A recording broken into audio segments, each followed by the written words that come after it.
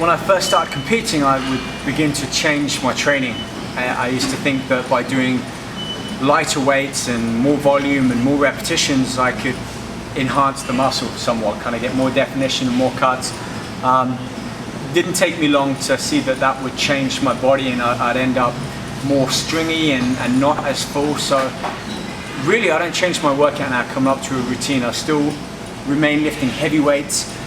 That's what got me the body in the first place. So just because I want to get ready for a competition, the only thing that I change is adding more cardio in and kind of keeping more control on my nutrition, being more consistent with it and keeping an eye on how much I eat. But in terms of the exercises and the weights, it's really the same all year round.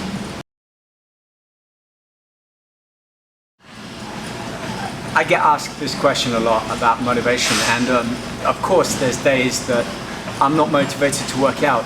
I just don't film those quite as much. When I feel good, I'm down the gym, I make some of my best gains, and there's times where I kind of push myself into a workout and I don't get as good of results from that. I don't feel like I should be training at that point.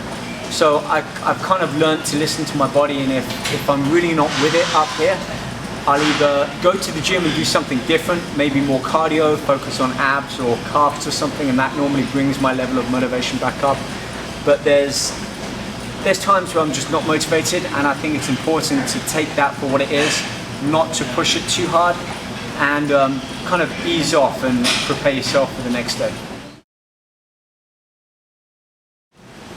I made the mistake again in my early years with competing that I would get super lean and shredded for competition, and then after the competition think that I want to get big, and I'd start to eat a lot more and I'd train, do less cardio and kind of change my routine around, and I got bigger, but I'd lose a lot of that conditioning. And by the time I would get ready for my next show and lose all of that body fat that I may have accumulated, there wasn't really much difference from when I did my last show to when I did the new show.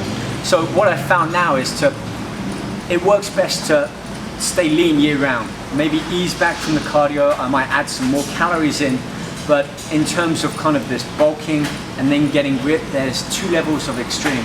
And I think if you just ease back from being super shredded all the time, you can eat more. If you get good rest, you train heavy, your body responds by kind of getting bigger and getting stronger. So I think the key to that is focus on the bigger, heavier compound movements, add a little bit more calories in, ease back from the frequency of the cardio that you're doing, and you'll start to see that your body will add a little bit more muscle mass. It's going to take some time, but that's really the trick that's worked best for me.